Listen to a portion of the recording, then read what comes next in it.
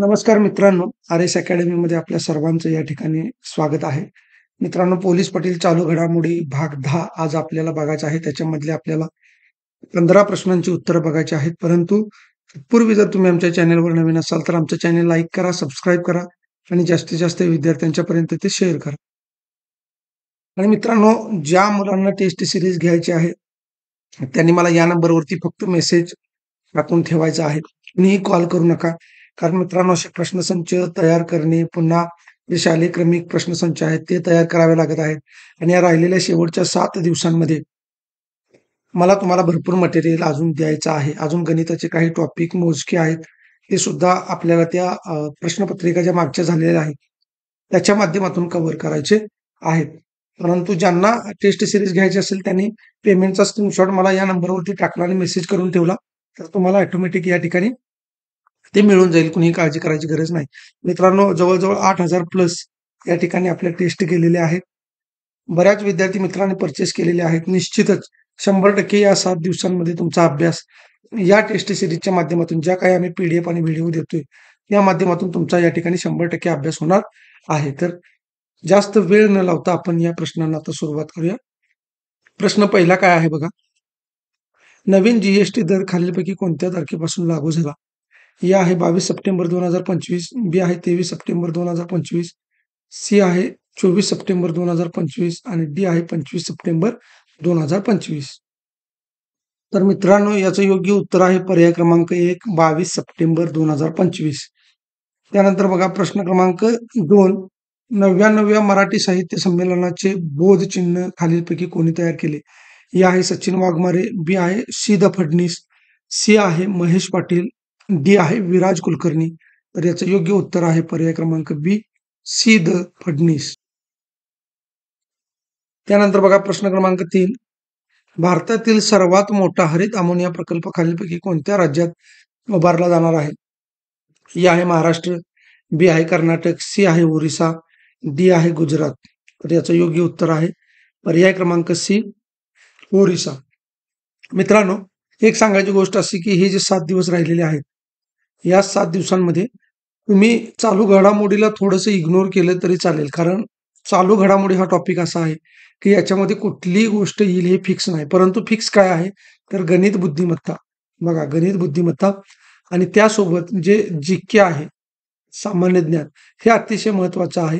हे तुम्हाला सगळ्यात जास्त मार्क्स मिळवून देणार आहे. आणि म्हणून आपण ज्या सगळ्या पीडीएफ दिलेल्या आहेत, तुम्हाला 2 टेलिग्राम चॅनल दिलेले आहेत. या 2 टेलिग्राम चॅनलवर जेवढ्या पीडीएफ आहेत, तेवढ्या पीडीएफ तुम्ही बघा. त्यानंतर आपल्या युट्यूबला जे काही व्हिडिओ आहेत, ते सर्व व्हिडिओ गणिताचे या ठिकाणी तुम्हाला बघायचे आहेत. आणि ज्यांनी टेस्ट सिरीज घेतलेली आहे, त्यांना जे 16 व्हिडिओ दिलेले आहेत, ते 16 व्हिडिओ बघा. तुम्हाला 7 दिवसात तुमचा अभ्यास पूर्णपणे कंप्लीट झालेला असेल. बिनधास्त या ठिकाणी तुम्ही परीक्षेला जायचं आहे. जास्त टेन्शन घ्यायचं नाही. त्यानंतर बघा, भारतात सर्वाधिक पाऊस पडलेले पाथरपुंज हे ठिकाण खालीलपैकी कोणत्या जिल्ह्यात आहे? ए आहे सोलापूर, बी आहे कोल्हापूर, सी आहे सिंधुदुर्ग, डी आहे सातारा. तर याचं योग्य उत्तर आहे पर्याय क्रमांक डी, सातारा. त्यानंतर बघा प्रश्न क्रमांक 5, संयुक्त राष्ट्र संघटनेतर्फे 2025 हे वर्ष खालीलपैकी कोणते वर्ष म्हणून घोषित केले आहे? ए आहे सहकार वर्ष, बी आहे कडधान्य वर्ष, सी आहे हिम नद्या संरक्षण वर्ष, डी आहे भरड धान्य वर्ष. तर याचं योग्य उत्तर आहे पर्याय क्रमांक ए, सहकार वर्ष. त्यानंतर व्ही नारायणन हे इस्रोचे कितवे अध्यक्ष आहेत? ए आहे 10वे, बी आहे 11वे, सी आहे 12वे, डी आहे 13वे. तर याचं योग्य उत्तर आहे पर्याय क्रमांक बी, 11वे. त्यानंतर बघा, शक्तीपीठ महामार्गाची एकूण लांबी किती आहे? ए आहे 803 किलोमीटर, बी आहे 804 किलोमीटर, सी आहे 805 किलोमीटर, डी आहे 806 किलोमीटर. तर याचं योग्य उत्तर आहे पर्याय क्रमांक सी, 805 किलोमीटर. आणि मित्रांनो, एक लक्षात ठेवा की राज्यातला हा सर्वाधिक लांबीचा महामार्ग आहे. ही सुद्धा गोष्ट लक्षात ठेवायची आहे. त्यानंतर बघा, मराठा शौर्य दिन म्हणून खालीलपैकी कोणता दिवस साजरा केला जाणार आहे? ए आहे 11 जानेवारी, बी आहे 12 जानेवारी, सी आहे 13 जानेवारी आणि डी आहे 14 जानेवारी. तर याचं योग्य उत्तर आहे पर्याय क्रमांक डी, 14 जानेवारी. त्यानंतर बघा, 14 जानेवारी 2025 ला पानिपतच्या तिसऱ्या युद्धाला किती वर्ष पूर्ण झाली? ए आहे 264 वर्षे, बी आहे 274 वर्षे, सी आहे 284 वर्ष आणि डी आहे 294 वर्ष. तर या ठिकाणी याचं जे उत्तर आहे ते पर्याय क्रमांक ए आहे 264 वर्ष. आणि या ठिकाणी आपले मुख्यमंत्री देवेंद्र फडणवीस हे सुद्धा उपस्थित राहिलेले आहेत. आता तुम्ही कमेंट बॉक्समध्ये मला सांगायचं आहे की ज्या ठिकाणी देवेंद्र फडणवीस उपस्थित झालेले होते पानिपत या ठिकाणी, तर त्या ठिकाणी एक कार्यक्रम आयोजित केलेला होता. तर तो कोणत्या ठिकाणी? पानिपतमध्ये असं एक ठिकाण आहे. त्या ठिकाणाचं नाव तुम्ही मला कमेंट बॉक्समध्ये सांगायचं आहे. त्यानंतर बघा प्रश्न क्रमांक 2. 15 जानेवारी 2025 रोजी भारतीय हवामान खात्याच्या स्थापनेला किती वर्षे पूर्ण झाली? ए आहे 140, बी आहे 150, सी आहे 160, डी आहे 170. तर याचं योग्य उत्तर आहे पर्याय क्रमांक बी 150. त्यानंतर बघा दिनेश वाघमारे हे राज्य निवडणूक आयोगाचे कितवे निवडणूक आयुक्त आहेत? ए आहे 5वे, बी आहे 6वे, सी आहे 7वे, डी आहे 8वे. तर याचं योग्य उत्तर आहे पर्याय क्रमांक सी 7वे. त्यानंतर बघा भारतातील पहिल्या डॉल्बी सिनेमा या तंत्रज्ञानाचा वापर खालीलपैकी कोणत्या शहराच्या चित्रपटगृहात करण्यात आला? ए आहे मुंबई, बी आहे नाशिक, सी आहे कोल्हापूर आणि डी आहे पुणे. तर याचं योग्य उत्तर आहे पर्याय क्रमांक डी पुणे. त्यानंतर हा प्रश्न IMP आहे. लक्षात ठेवा. 13वा कोणत्या दिवशी असं पाहिजे, कोणत्या दिवशी, एक मिनिट आपण इथं दुरुस्त करूया.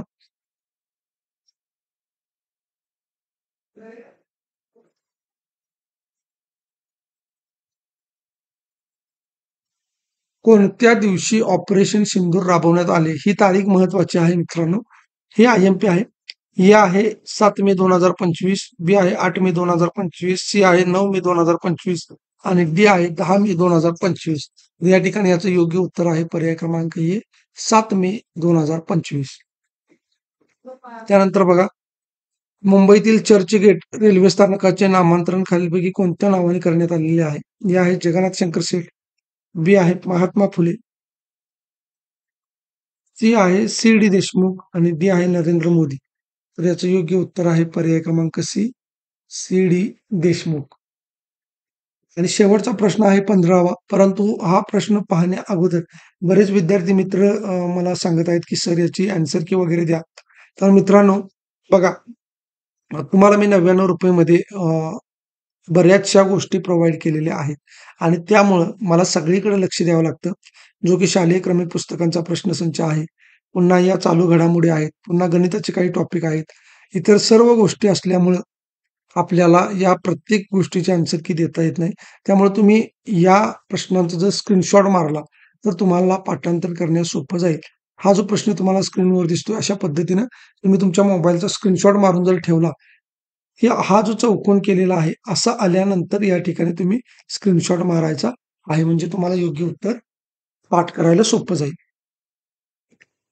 शेवटचा प्रश्न आहे आपला 15वा. राज्यातील नागरिकांना आरोग्य अधिकार देणारे भारतातील पहिले राज्य कोणते? ए आहे महाराष्ट्र, बी आहे कर्नाटक, सी आहे राजस्थान, डी आहे गुजरात. तर याचं योग्य उत्तर आहे पर्याय क्रमांक सी राजस्थान. तर अशा पद्धतीने मित्रांनो आपण 15 प्रश्न बघितलेले आहेत. आज संध्याकाळी सुद्धा आपण 15 प्रश्न घेणार आहे. आणि काल मी तुम्हाला सांगितल्याप्रमाणे शालेय क्रमिक पुस्तकांची जी टेस्ट आहे 3000 प्लस प्रश्नांची, ती आज दुपारी तुम्हाला मिळून जाईल. कोणत्याही परिस्थितीत आज मिळून जाईल. सगळं काम आपलं झालेलं आहे. फक्त त्याचा व्हिडिओ अपलोड करणं बाकी आहे. धन्यवाद.